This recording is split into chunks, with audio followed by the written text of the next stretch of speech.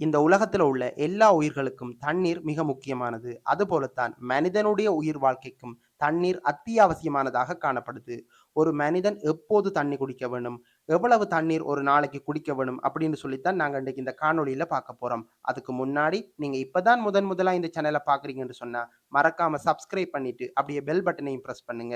அப்பதான் நான் போடக்கூடிய அடுத்தடுத்த காணொளிகளின் நோட்டிபிகேஷன் உங்களுக்கு கிடைக்கும். பொதுவாகவே மக்கள் இந்த தண்ணீர் குடிக்கிற விஷயத்துல 2 வகையான தவறினை செய்யறாங்க. ஒன்று, எங்களுடைய நாளாந்த வாழ்க்கைக்கு தேவையான தண்ணீர்னை விட குறைந்த அளவான நீர்னை அருந்துறாங்க. இல்லாட்டி எங்களுக்கு தேவையான நீரின் அளவை விட அதிக அளவான தண்ணீரை அருந்துறாங்க.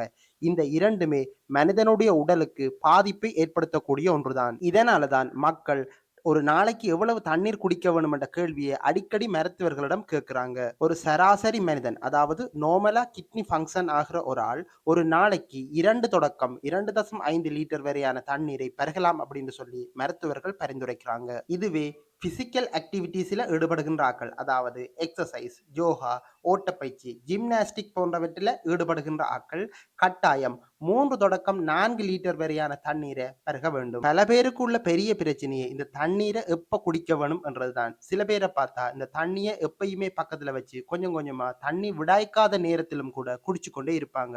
உண்மையாகவே எங்களுக்கு தண்ணி விடாய் ஏற்படாத சந்தர்ப்பங்கள்ல நாங்கள் தண்ணீர் அருந்தக்கூடாது.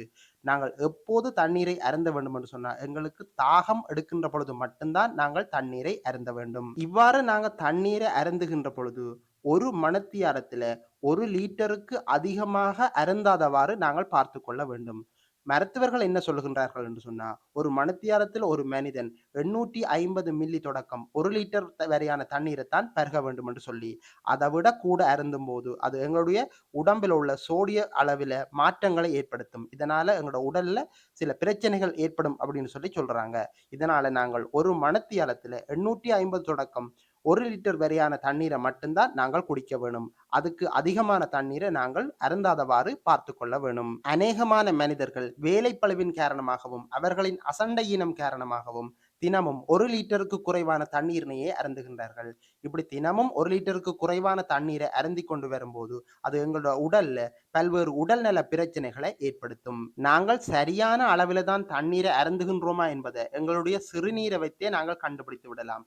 வெள்ளை நிறத்திலோ அல்லாட்டி சாதுவான மஞ்சள் நிறத்திலோ சிறுநீர் வெளியேறுமாக இருந்தால் நாங்கள் சரியான அளவில தண்ணீரை அருந்துகின்றோம் என்று சொல்லித்தான் அர்த்தம். எனவேதான் எங்களுடைய உடல் இயக்கத்துக்கு தேவையான அளவு தண்ணீரை விட குறைந்தளவான நீரினை அருந்தியோ அல்லாட்டி அதிகப்படியான தண்ணீரினை அருந்தியோ எங்களுடைய உடலுக்கு தீங்கு ஏற்படுத்தாது போதிய அளவான தண்ணீரை அருந்தி ஒரு ஆரோக்கியமான வாழ்வு நாங்கள் வாழ வேண்டும். மீண்டும் புதியதொரு காணொளியில் சந்திப்போம். நன்றி.